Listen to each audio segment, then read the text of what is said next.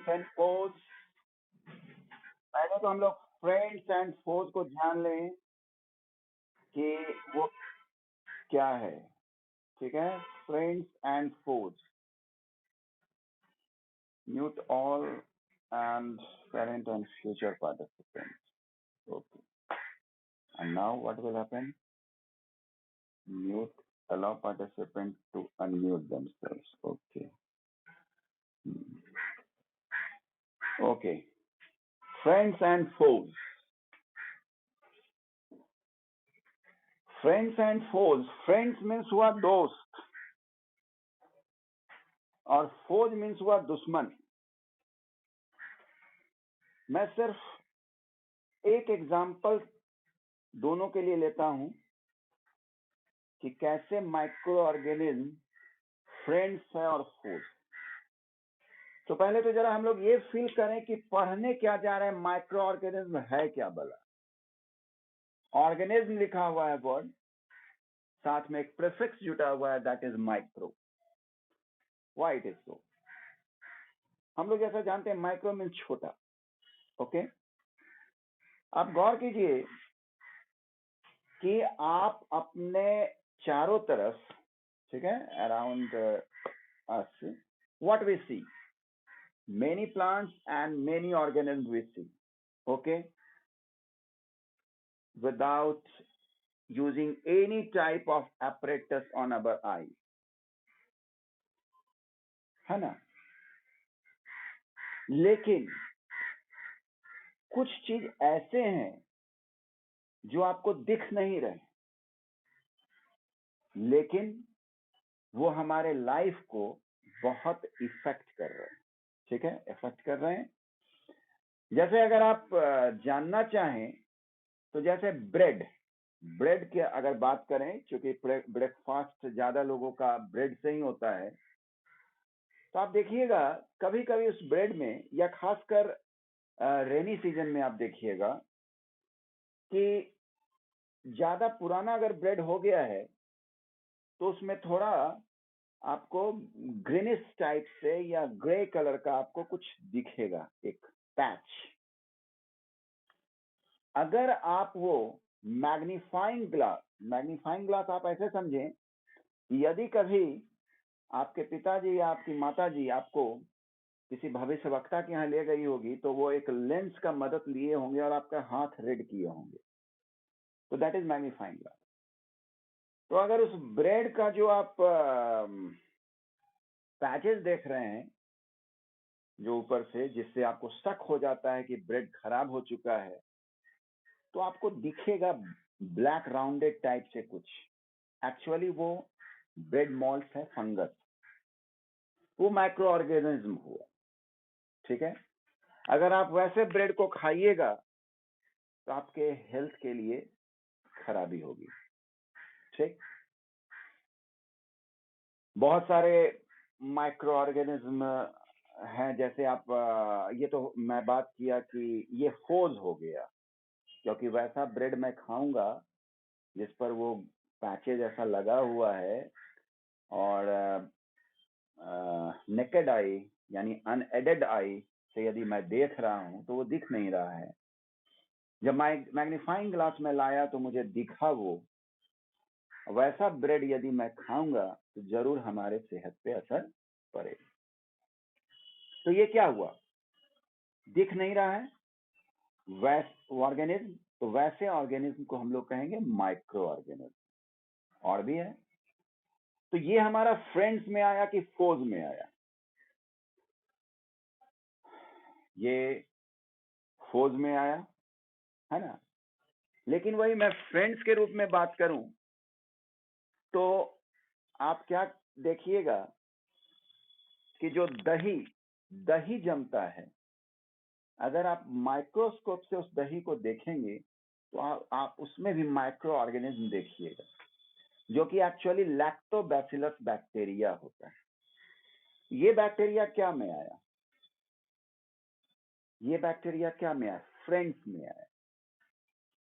आपको मालूम होना चाहिए कि जब व्यक्ति को डायरिया हो जाता है, डिसेंट्री हो जाता है, तो उस केस में क्या करते हैं, एक प्रोबायोटिक देते हैं। प्रोबायोटिक, शायद आप लोगों को नाम नहीं मालूम होगा, लेकिन आप अपने मम्मी पापा से पूछिएगा कि डिसेंट्री जब हो जाता है तो क्या करते हैं हम लोग, प्रोबायोटिक भी देते हैं, यानी कुछ ऐसा बैक्टीरिया देते हैं जिससे शरीर में डिहाइड्रेशन ना हो। ठीक है, क्योंकि डायरिया वगैरह में क्या होता है, हमारे शरीर का जो वाटर है वो बहुत निकल जाता है। ठीक, तो उसको रोकने के लिए, ठीक है कि वो हो सकता है किसी बैक्टीरिया के कारण या किसी फंगस के कारण ही हुआ हो, लेकिन उसको रोकने के लिए भी हम कुछ ऐसे बैक्टीरिया ही देते हैं। ठीक, तो एक तरफ जो खराब किया हमारा सेहत, दैट इज फोर्स, दुश्मन, और जो हमारे सेहत को ठीक कर रहा है, दैट इज फ्रेंड। इसीलिए चैप्टर का नाम है micro organism, friends and force, यानी वैसे organism which are not visible to us with our naked eyes. It can only be visible through magnifying glass, through microscope. Okay, तो वैसे organism को हम लोगों ने कहा माइक्रो ऑर्गेनिज्म। और इसमें दो तरह से हम लोग पढ़ेंगे, एक फ्रेंड्स के रेस्पेक्ट में पढ़ेंगे और दूसरा पढ़ेंगे फोर्स के रेस्पेक्ट में। Now I am unmuting you all. If you have any type of queries, then you can. I have unmute. You can unmute yourself. I have given command from here. No. I have allowed participants to unmute themselves. You can unmute yourself. Try to unmute yourself. No. Why, my child? Unmute yourself. Try to. Yes. Okay. No doubt. No doubt. हाँ जी,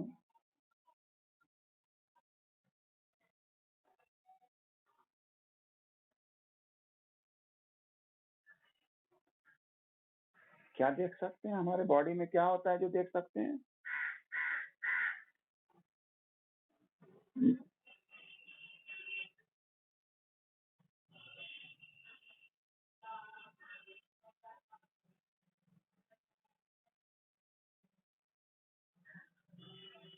किसको देख सकते हैं, और कौन plant animals कहाँ से micro organism हो गया जी?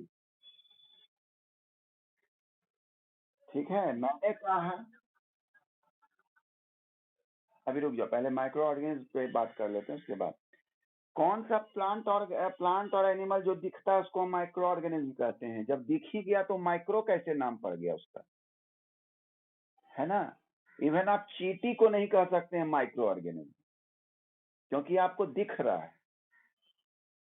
ठीक है, चलिए, एक कोई बच्चा क्या पूछ रहा था, जरा बताओ, फंगस कुछ बोल रहा था।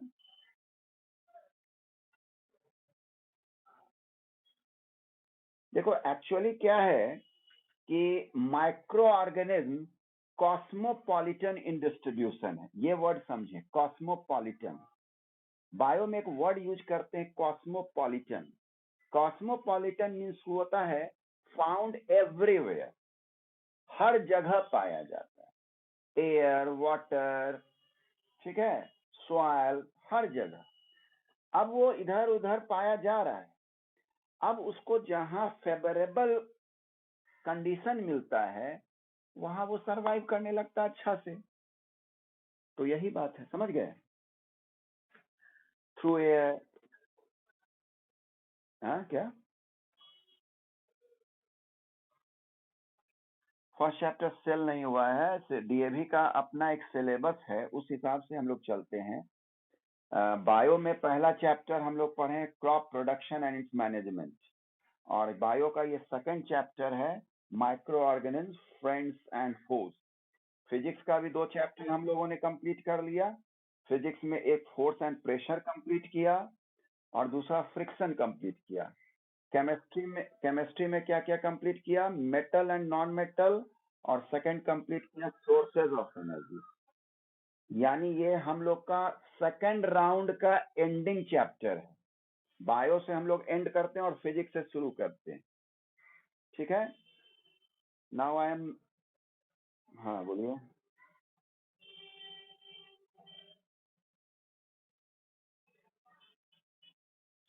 कर्ड्स हमारे लिए, कर्ड्स खाना अच्छा होता है कि खराब, ये बताओ पहले। अच्छा होता है। वो कर्ड्स, तो वो कर्ड्स जमा किसके कारण? मिल्क में जब तक लैक्टोबैसिलस बैक्टीरिया नहीं होगा, कर्ड नहीं बनेगा। तो कर्ड अच्छा है, और उसको अच्छा कौन बनाया? लैक्टोबैसिलस बैक्टीरिया, इसीलिए फ्रेंड हुआ। समझ गए? और अगर, हाँ सही बोले, अगर आपने एक बार कट कर दिया दही को या ज्यादा दिन तक छोड़ दिया, तो लैक्टोबैसिलस बैक्टीरिया क्या होगा? वो कॉलोनी कॉलोनी बना लेता है, ठीक है। तो एक्चुअली क्या कहते हैं, ये जो लैक्टोबैसिलस बैक्टीरिया है, वो मिल्क में लैक्टोज पाया जाता है। ओके, लैक्टोज एक शुगर के टाइप का हुआ, लैक्टोज। और वो लैक्टोबैसिलस बैक्टीरिया क्या करता है? उस लैक्टोज को डिकम्पोज कर कर लैक्टिक एसिड बनाता है, ठीक है। तो एसिड है तो खट्टा स्वाद होगा, है ना। तो मान लिया शुरू में जब दही जम रहा था, तो लैक्टोबैसिलस बैक्टीरिया कम भी होगा, और साथ साथ जो वो लैक्टिक एसिड बनाया होगा वो भी कम होगा। तो अगर आप ताजा दही खाते हैं तो उसमें मिठास होता है, लेकिन वही दही ज्यादा दिन का हो जाता है तो खट्टा हो जाता है, क्योंकि लैक्टिक एसिड भी ज्यादा प्रोड्यूस हो रहा है और उधर लैक्टोबैसिलस बैक्टीरिया भी ज्यादा हो रहा है। तो ऐसा नहीं सोचना है कि दही अच्छा है तो 7-7 दिन रख दें और तब दही खाएं, ऐसा नहीं करना है, ठीक है। हाँ, ओके।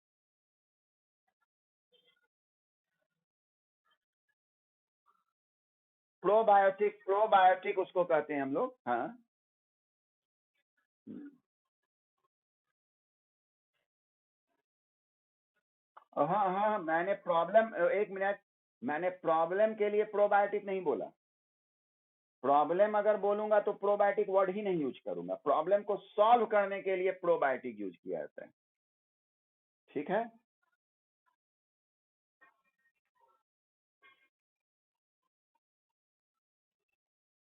एंटी, एक मिनट सुनिए। वायरस के लिए मैकेनिज्म दूसरा है बच्चे, ठीक है। वायरस का मैकेनिज्म क्या होता है, ऐसे मैं तो आगे बढ़ूंगा ही, लेकिन आपको मैं एक, जब बोल दी हो तो थोड़ा सा मैं बताना चाहूंगा कि आप ये मान के चलिए कि आपके शरीर में यदि कुछ, कोई भी फॉरेन एलिमेंट एंटर करता है, तो हमारा शरीर बहुत चौकस है, तुरंत रेडी हो जाता है। आप क्या सोचते हैं कि आपके हाथ में कुछ चीज चुभ जाता है, तो जो अगल बगल सूजन जो आ जाता है, तो ये नहीं समझिए कि वो क्या आप समझते हैं, एक्चुअली आपका बॉडी जो है वो प्रोटेक्ट करने के लिए एंटीबॉडी तैयार करता है, ठीक है। और वो आपको सिग्नल देता है कि कोई चीज एंटर कर गया है। तो वैसे ही वायरस जब करता है, तो हम लोगों को सर्दी हो जाता है, खांसी हो जाता है, ये तमाम, या बॉडी का टेम्परेचर हमारा बढ़ने लगता है।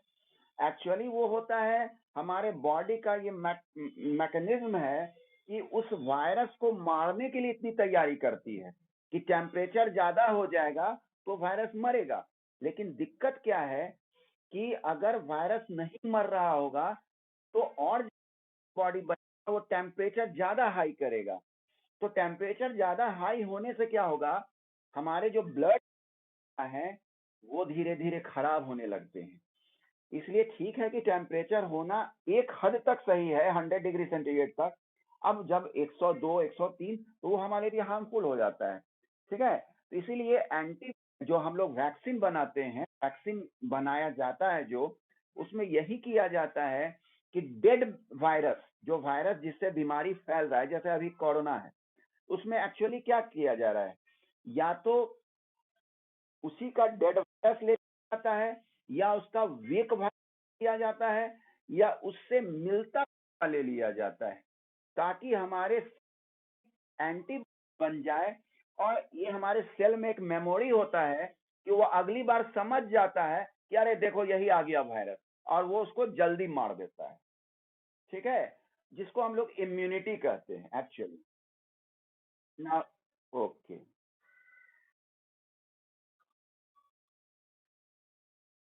तो आगे मैं बढ़ूं। मैं मेन बात पहले आ चुकी, इंट्रोडक्टरी क्लास है, तो मैं कुछ बातें आपको बता देना चाह रहा हूं। पहले तो मैंने एक वर्ड यूज किया कि कॉस्मोपॉलिटन इन डिस्ट्रीब्यूशन है। माइक्रो ऑर्गेनिज्म हर जगह पाया जाता है। जैसे आप लोगों को याद होगा, कोरोना जब शुरू में फैला था तो वर्ल्ड हेल्थ ऑर्गेनाइजेशन वगैरह के द्वारा ये कहा गया था कि जरूरी नहीं है कि मास्क हम हर जगह लगाए रहे। जहां बीमार व्यक्ति है उसके सेवा शुश्रूषा में हम लोग मास्क लगाएं। लेकिन धीरे धीरे क्या डेवलप हुआ, धीरे धीरे कहा नहीं, हवा में भी है कोरोना, इसलिए आपको हमेशा मास्क लगाना। लेकिन पता नहीं वर्ल्ड हेल्थ ऑर्गेनाइजेशन ऐसा बाद में क्या रिसर्च करके बोला, ये तो शुरू से ही लिखा हुआ है कि micro organism cosmopolitan in nature, ये एवरीवेयर अराउंड अस प्रेजेंट है। ओके, इवन हमारे बॉडी में प्रेजेंट है, बैक्टीरिया वगैरह, इंटेस्टाइन, हर जगह। अब ये अलग बात है कि वो कितना सेंसिटिव है, कितना एक्टिव हो रहा है, कितना हमारा इम्यूनिटी है। ओके, तो मैं यहाँ बताना चाहूंगा, पहला तो माइक्रो ऑर्गेनिज्म हुआ क्या भाई। माइक्रो ऑर्गेनिज्म हुआ क्या ये जाने।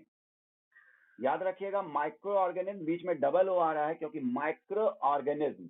ओके, तो इसमें ऑर्गेनिज्म, इसमें मैं ये कहूंगा कि द लिविंग ऑर्गेनिज्म, ठीक है, the living organism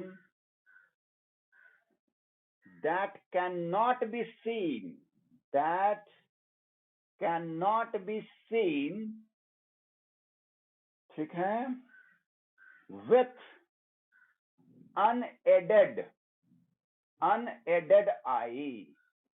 unaided I means हुआ कि आंखों पे कुछ एक्स्ट्रा चीज आप नहीं लगाएंगे, तब देखना है, उसी को कह रहे हैं अनएडेड। कुछ लोग इसको बोलते हैं कि the living organism that can not be seen through naked eyes. ठीक है, तो उसको मैंने लिख दिया विद अनएडेड आईज, यानी कुछ भी नहीं, no magnifying glass, no microscope. Okay, unaided. वैसे ऑर्गेनिज्म को मैंने कहा माइक्रो ऑर्गेनिज्म। और ये भी आप जान लें, जैसे आप क्लास 7 तक साइंस पढ़ रहे थे, मे भी आपको नहीं पता होगा कि वो भी 3 ब्रांच था। फिर धीरे धीरे आप 8th में एक फील कर रहे हैं कि हाँ, लग रहा है कि साइंस में भी कुछ भाग है, फिजिक्स, केमिस्ट्री एंड बायो। और जब आप 9th में चले जाएंगे तो रिफ्रेशर बुक खरीदेंगे अगर आप, तो फिजिक्स का अलग, केमिस्ट्री का अलग, बायो का अलग। और बड़े हो जाएंगे तो फिजिक्स का भी पार्ट पढ़ेंगे, केमिस्ट्री का भी पार्ट पढ़ेंगे, बायो का भी पार्ट पढ़ेंगे। उसी में जिस ब्रांच ऑफ बायोलॉजी में हम लोग माइक्रो ऑर्गेनिज्म को स्टडी करते हैं, उस स्टडी को हम लोग कहते हैं माइक्रोबायोलॉजी। ठीक है, इसमें सिर्फ स्टडी, जो लोग इसको पढ़ाई करेंगे वो सिर्फ और सिर्फ माइक्रो ऑर्गेनिज्म को पढ़ेंगे। इवन अभी आप अगर कोरोना वगैरह का न्यूज अपडेट देखते होंगे तो आप ये भी देखते होंगे कि उसमें भी लिखा रहता है वायरोलॉजिस्ट ने ये कहा। वायरोलॉजिस्ट, वायरोलॉजिस्ट मीन्स जो वायरस का एक्सपर्ट होगा। ठीक है, जितना ऊपर व्यक्ति पढ़ाई करते जाता है वो खास चीज में एक्सपर्ट होता है। और अभी हम लोग चूंकि अभी 8 क्लास में पढ़ रहे हैं तो ओवरऑल हल्का हल्का एवरेज सबका नॉलेज ले रहे हैं। लेकिन जैसे जैसे आप सीनियर होते जाइएगा तो आप एक स्पेसिफिक लिमिटेड पोर्शन को आप ब्रॉड वे में पढ़ते हैं। अभी क्या है, आराम से हम लोग बैक्टीरिया, वायरस, फंगस, प्रोटोजोआ, ये सब बोल देंगे। लेकिन जितना ज्यादा आप देखते हैं कि जो वैक्सीन बना रहा है वो सब क्या है, थोड़ी फिजिक्स केमिस्ट्री बायो तीनों चीज अभी भी पढ़ रहा है, नहीं, वो सिर्फ वायरस को स्टडी कर रहा होगा, वो वायरोलॉजिस्ट हुआ। ओके, तो अभी हम लोगों को एक खाली बता दिया गया कि जिस बायोलॉजी में आप माइक्रो ऑर्गेनिज्म को स्टडी करते हैं, that is known as microbiology. Okay, फिर मैंने बताया कि माइक्रो ऑर्गेनिज्म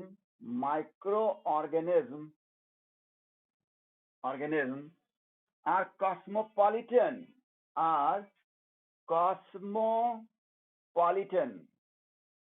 ठीक है, cosmopolitan in distribution means क्या हुआ, found everywhere around us। एक बात याद रखिए, बहुत ओल्डेस्ट स्पेसीज है ये सब, ठीक है, मानव से भी पहले बना होगा ये, बहुत पुराना है ये सब चीज। चलिए नेक्स्ट, अब एक बार थोड़ा आप लोगों से अनम्यूट हो जाऊं। Yes, you can. देखो जूलॉजी, बहुत अच्छा सवाल किया आपने। जैसे मैंने बोला ना, फिजिक्स केमिस्ट्री बायो ये डिपार्टमेंट बट गया, फिर फिजिक्स में आप आगे पढ़ेंगे मैकेनिक्स, ऑप्टिक्स, ठीक है, मैग्नेटिज्म, ये सब। केमिस्ट्री में फिजिकल केमिस्ट्री, ऑर्गेनिक, इनऑर्गेनिक। उसी तरह से बायो में जब आप 11th 12th पढ़िएगा तो वहां दो भाग आ जाएगा, बॉटनी एंड जूलॉजी। बॉटनी में क्या होता है, पेड़ पौधे के लिए पढ़ाई की जाती है। अब पेड़ पौधा भी तो एक किंगडम हो गया ना भाई, बहुत बड़े किंगडम की पढ़ाई हो रही है।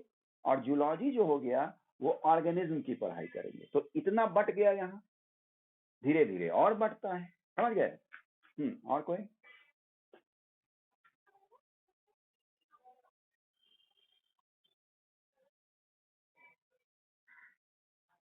अरे अभी ना मैंने ये बात बोला, अभी बोला था ना बच्चे, कि कैसे वर्ल्ड हेल्थ ऑर्गेनाइजेशन ने शुरू में कहा था कि मास्क जरूरी नहीं है हमेशा लगाए रहना। आप 1 साल 2 साल 1.5 साल पहले का वीडियो निकालिए, और कुछ दिन के बाद बोला कि नहीं, दूसरे देश के साइंटिस्ट ने कहा कि नहीं, कोरोना वायरस एयर में भी है। तो हु ने कहा कि हाँ, तो हु ने मान लिया कि हाँ एयर में। इसीलिए ना आज आपको मास्क हर जगह लगाने कहा जा रहा है। तो वही ना मैं पूछ रहा हूँ कि हाँ, वर्ल्ड हेल्थ ऑर्गेनाइजेशन इतना देर क्यों बोलने में ये लगाया, जबकि हम लोग क्लास 8 में पढ़ रहे हैं कि कॉस्मोपॉलिटन इन डिस्ट्रीब्यूशन, है ना। कभी वर्ल्ड हेल्थ ऑर्गेनाइजेशन ने ये भी बोल दिया था कि इसका वैक्सीन ही नहीं बनेगा, लेकिन आज के डेट में है कि गवर्नमेंट वैक्सीन लगाने पे जोर दे रही है। हाँ बच्चा बोलो।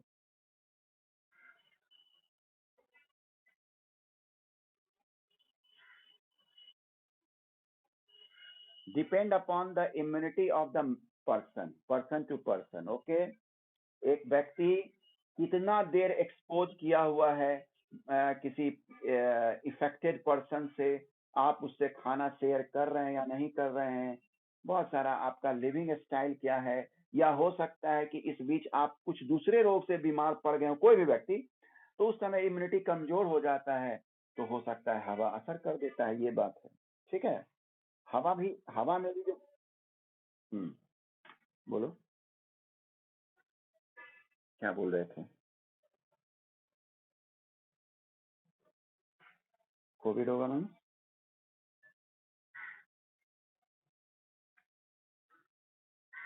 नहीं, ऐसा नहीं कह रहा हूं मैं कि हम लोगों को कोविड है। एयर प्रेजेंट है तो एयर में कितना उसका कंटेंट्स है, लोड कितना है, ये ना देखेंगे। अब मान लिया एक रूम में आया और एक कोरोना वाला व्यक्ति छींक दिया, और उस हवा में हम लोग खूब खुल के सांस लेंगे तो हो जाएगा, क्योंकि लोड कितना है एयर में वो ना देखेंगे। अब तुम छत पे चल जाओगी, और छत भी तुम्हारा मान लिया बहुत ऊंचा है, 4th फ्लोर पे है, और उसके इर्द गिर्द कोई व्यक्ति नहीं रह रहा है, वहां एकदम आराम से सांस लीजिए, लोड कम है। इसीलिए ना आप मास्क क्यों लगा रही हैं, मास्क लगाने के पीछे मकसद क्या है? ऐसा थोड़ी है कि थोड़ा बहुत नहीं है कोरोना वायरस हम लोग में इधर उधर से, लेकिन लोड अगर कम है तो हो सकता है हमारा इम्यूनिटी उसको रोक ले। इसलिए आजकल डबल मास्क लगाया जाने लगा, क्योंकि एयर में अब कंटेंट ज्यादा हो गया है। क्योंकि इस साल जो आया पिक या इस साल जो एवरेज जो क्या कहें इन्फेक्टेड पर्सन का रेट था वो बहुत ज्यादा था। हाँ, अच्छा, उस वेरिएंट का नाम बता सकते हैं, क्या कोडिंग किया गया था? मैं जानना चाहूंगा, मेरे बच्चे कितने अवेयर हैं। वो इंडियन वेरिएंट था, वो इंडियन वेरिएंट था, और उसका कोडिंग किया गया था B.1.16।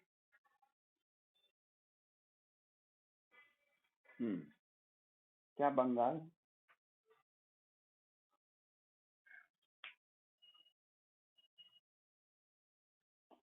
हाँ हाँ, इसीलिए तो डेंजरस है बाबू। अगर माइक्रो, एक चीज जान लो, माइक्रो ऑर्गेनिज्म ज्यादा डेंजरस होता है क्योंकि दिखता नहीं। अभी मेरे ही हाथ में हो सकता है करोड़ों बैक्टीरिया होगा, ठीक, लेकिन अगर यहाँ मुझे छिपकली एक दिख जाए तो तुरंत मैं उसको हटा दूंगा और हाथ धो लूंगा।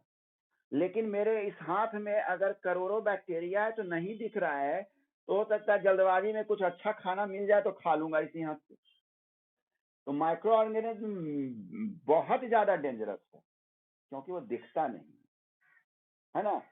अगर आप किसी के घर में सांप आ जाता है तो क्या करता है, पूरा आदमी, परिवार का आदमी डंडा बल्ला सब लेके निकल जाता है क्योंकि दिख रहा है। लेकिन माइक्रो ऑर्गेनिज्म हाथ में लिए हुए हैं करोड़ों अरबों, कौन डंडा कौन बल्ला, दवाई ही काम करता है ना बच्चा। ओके,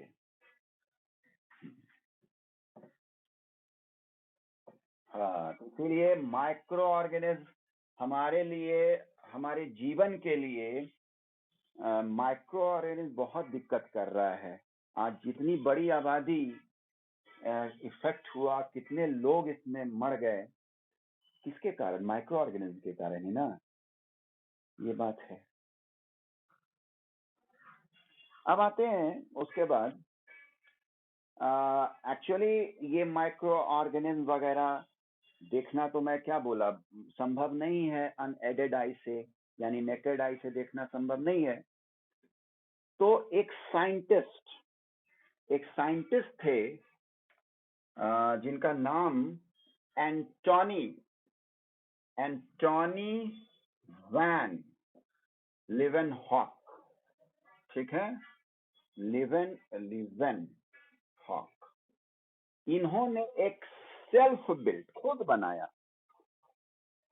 बनाया एक माइक्रोस्कोप, और उसकी मदद से उनको बैक्टीरिया देख पाना संभव हुआ।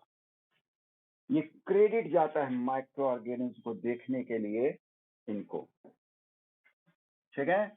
उन्होंने माइक्रोस्कोप बनाया, ठीक। और ये नहीं समझना है कि जो भी मिट्टी के इर्द गिर्द, जैसे अभी यस्सी बोल रही थी कि सर प्लांट एनिमल तो बहुत बड़ा बड़ा चीज हुआ, उसको तो माइक्रो ऑर्गेनिज्म बोलना ही नहीं है।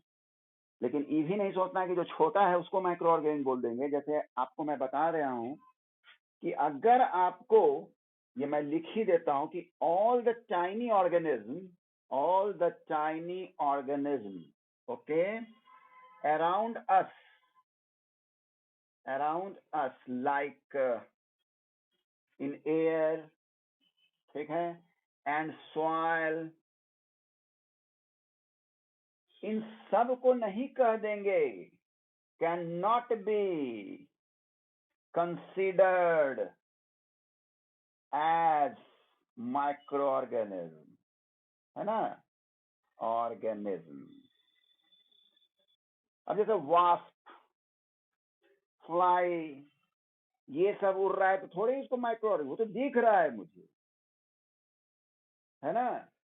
तो वही चीज, जैसे अर्थ वॉर्म मिट्टी के आसपास है, छोटा छोटा ही वो मान लो, उसको थोड़ी micro, which can not be seen with unaided eye, है ना। तो ये चीज ख्याल रखना है। अब मैं आता हूँ शॉर्ट में, पहले थोड़ा सा हर चीज के बारे में बताता हूँ, जो जो माइक्रो ऑर्गेनिज्म का हम लोग क्लासिफिकेशन किए हैं उस पर हम लोग चर्चा करें, ठीक है। क्लासिफिकेशन देख लेता हूं।